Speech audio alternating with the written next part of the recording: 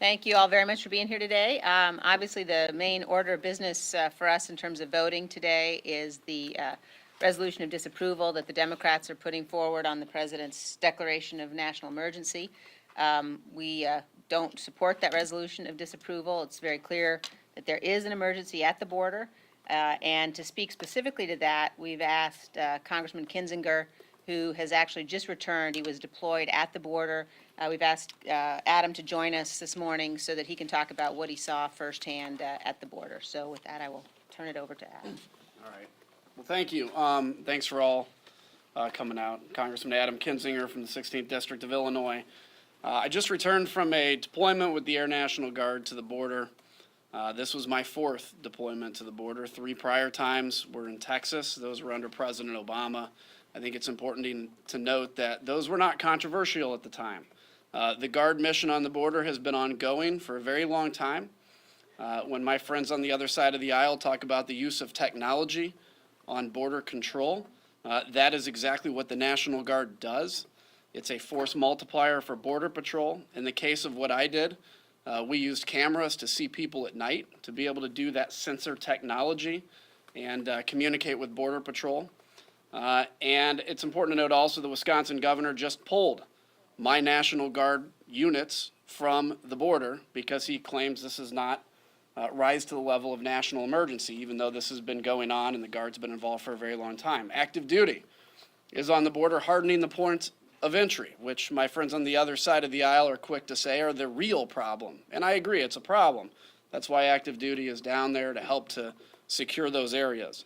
But I got to tell you why I think this rises to the level of national emergency. If this was just an issue of immigration, I wouldn't think so.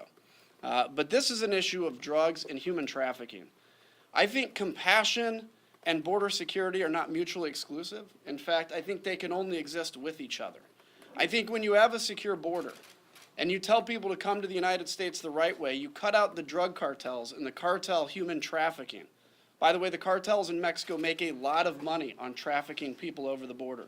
And we all know the statistics that a significant number of women that are brought over the border are assaulted and raped in that process. If you tell them to do it the legal way and you have border security that works, you dry out the cartel's level of funding from human trafficking. Secondarily, drugs are a huge problem coming over the border. A number do come through the ports of entry, but a lot come over the border because we simply don't know how much. My unit's first mission, I wasn't on this specific mission, but they captured somebody that had 70 pounds of methamphetamine on them. Another unit in Arizona that does the same thing captured somebody with a significant amount of fentanyl on them. And a lot of times what we see is when these traffickers or these drug mules get sent that there is Border Patrol nearby, they drop their loads on the ground and sprint. And as Border Patrol chases them, they either come back later to retrieve those bundles of drugs or they're lost. And in very few cases, the Border Patrol is actually able to make it back and retrieve those. So I think this is a national emergency. This is an issue of human trafficking, an issue of drugs coming into this country. And I wish that the Democrats could actually work with us on this issue. There are areas we're happy to work with the Democrats on. What to do with, in my case, what I believe the population that is here. How do we make an immigration system that works? But to deny that there is even a problem on the border is beyond me. Just a year ago, Democrats were quick to talk about border security. And today you have the governor of Wisconsin pulling the National Guard out. By the way, the National Guard likes doing these missions. We understand the importance of these missions. We understand every time an Army helicopter takes Border Patrol into rough terrain that otherwise they'd have to walk 2 or 3 miles to get through it, and it's dangerous. And by the time they get to these groups, they're already worn out when these groups run. The Army understands the importance of what they do. So I'm happy to take any questions about that, but let me just say I went down there neutral on this question, didn't know whether or not I'd support a national emergency, and I came back more convinced probably than anybody that this is the right thing to do. So with that, I'd like to turn it over to our whip, Steve Scalise. I want to first thank Adam Kinzinger for his service to our country, not only as a member of Congress, but even as he serves as a member, he also serves in the National Guard, and just, I think, explained importantly why this is a national emergency and what we need to do to support the president to make sure that our men and women who are at the border, risking their lives to keep our country safe, have the tools that they need.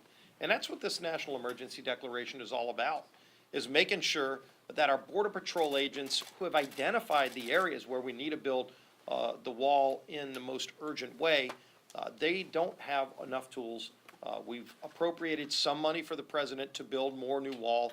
There are other areas that the president's identified that he can access, but ultimately, you continue to see problems arise at the border. And for Nancy Pelosi to say that this is not a crisis is completely denying the reality of what's happening at our border. Just the other day, as Nancy Pelosi is going down to the border saying this isn't a crisis, you saw another illegal alien shoot at a police officer in Napa, in Nancy Pelosi's backyard, right near San Francisco. An illegal alien who had come back and forth multiple times was shooting at a police officer, and ultimately, fortunately, the police officer was able to defend herself and take him down. In Lake Charles, Louisiana, just a few days ago, somebody who had come to our country illegally and committed sex crimes against a child and served prison time was deported in 2016 and somehow made his way back to the United States. Who knows how many more crimes he committed against children, but because there's no border, there's no physical barrier to control our border, he was able to come back. This happens every single day in America. The president is using the legal tools that are available, including this law that goes back to 1976, which allows him to declare this emergency. By the way, it's been used dozens of times. Nobody's ever challenged or questioned the constitutionality until now, but at the same time, the president is on strong legal ground to declare this emergency. And when you see the vote today, there will be nowhere near the votes to override a veto. This emergency declaration will be upheld, even if it makes its way through the Senate, which hopefully it doesn't get past the Senate. But ultimately, we're going to stand with the president in making sure we can secure this border and confront this national crisis that's taking lives every single day. Thank you, Steve. There is a national emergency at the southern border that the Democrats will declare today doesn't exist. You just heard from Adam Kinzinger. He's been on numerous deployments around the world, Middle East and others. He's been to the border 4 times deployed, 3 times under President Obama, and now under President Trump. Firsthand, of anybody that's ever taken a tour of the border that's a member of Congress, I think it's a little different to be able to flying planes doing the aerial surveillance of the border for the last couple weeks. He understands what's at need. If the Democrats say this doesn't exist, it's interesting to me that when you look back in history in 2005, there was a governor of Arizona and a governor of New Mexico, both Democrats. They declared an emergency by their state because the federal government would not act. One went on to become DHS secretary. I think the Democrats have changed. They just now want to oppose something because President Trump supports it. That is not what the American public wants to see. They want to see their president take action. They want to see their Congress and Senate work together. But I guess this week is all about politics. Yesterday, a number of members, we walked over to the Senate, something we don't do very often, but we wanted to watch a vote. Watch a vote on Born Alive Abortion Survivor Protection Act. It simply says this: if a child survives an abortion and is alive, it should be treated just like any other newborn. Unfortunately, the Democrats said no. There was an opportunity to speak with one voice. We watched what has happened in New York. We watched what has happened in Virginia. We wish we did not have to take this bill up, that there was any place in America that it wouldn't be divided upon. And I think if you look at the latest polling around America, I think they're pretty united around this as well. Democrats continue to refuse to allow it to come up in the House, so every day we ask unanimous consent, and we will do it day after day after day until this bill gets heard. Other than that, we'll take a few questions. Yes, ma'am. Mr. Leader, there are so many Republicans in the Senate who have said that this national emergency is probably illegal, possibly unconstitutional. Why are you on a different page from them? I'm wondering why they're on a different page. The president has the authority to do it. I wish some of those, if they think this is the case, maybe they should spend a little time with Adam and go to the border and understand it. The president does have authority since 1976. There's been more than 60 times presidents have declared emergencies. What we see happening along the border, the amount of drugs, the amount of deaths in America, the human trafficking that's coming across, the overwhelming problem there. So the president has the authority to do it, Do you and have we any will uphold them. concerns about a Democratic president using this power after setting this precedent? Democratic presidents have used this power because they have the right to use this power. A number of presidents, Republican and Democrats, have used this power for numerous things, and they have the power to do it. Congress had voted to allow it. Yes? Why wasn't this a national emergency when Republicans were in control a couple months ago? Well, times change as it moves forward. When you get the more reported amount of drugs coming across, you get the more reports of the human trafficking and others. 60,000 people arrested each month. I think when you have the experts telling you the challenge, I think the president tried to do everything in his power to work with the House and the Senate. I think the president's belief was always that we could come to an agreement to solve this along what the experts have requested. I think at the end of the day, the president has a responsibility to make sure it gets protected, and he made the decision. Yes, ma'am. I'm curious, back when Republicans had the House, and along with the upper chamber, obviously, there didn't seem to be this enthusiasm for the wall, and there was even a push for even budget reconciliation to work with the upper chamber to get wall funding. I'm curious as to where this enthusiasm came from now when you don't have the House at this Well, point. what's your definition of enthusiasm when the House passes more than $5 billion to build the wall? That was with the House. So, I mean, I think it's just a different definition for you, but no, the House has always been a focus on this within the Republicans. Yes? Last question. Does leadership support amending the National Emergencies Act to rein in future president's authority? I think we'll look at it on case by case. The president has the authority to do this. We can analyze it and go forward, and we support the president's action. Yes, sir. Do you think, based on your conversations with the administration, that they will in fact use this authority to claim some of this military construction money, or do you think they will use the other sources first and that those sources will be sufficient? I think they'll use the other sources first. You know the number of sources that the president has. First, he has the $1.375 billion to build 55 miles.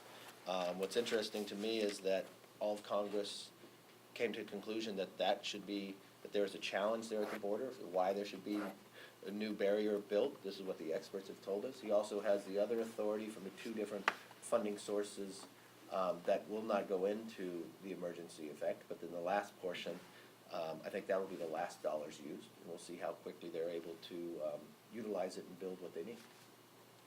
Yes, ma'am. Actually, I have a question for Congressman Kingsminger. Excellent. We were I know that you have deployed to the border 4 times, so I want to ask you what's different now on this deployment as to previous deployments under the Obama administration and how that's shaped your view. There's no difference in the mission. This is my first time to Arizona. It's very different terrain. Texas is very flat. Obviously a huge border. I think one of the things people have a hard time conceptualizing is the size of a border. I mean, all you have to do is fly in an airliner from Tucson to Houston, and know the whole time you're basically along the border, how fast you're going, how long it takes, and so how big it is. What I noticed in Texas is, when I was there under President Obama, a lot of immigration, a lot of illegal immigration. The same issue. We would find multiple groups and only be able to respond to a handful of them. Even with more Border Patrol agents, part of the issue is inserting them and exfilling them from these operations. In many cases, coyotes will put one person aside and run with the rest of the group because they know the Border Patrol has to stop and has to process that one person.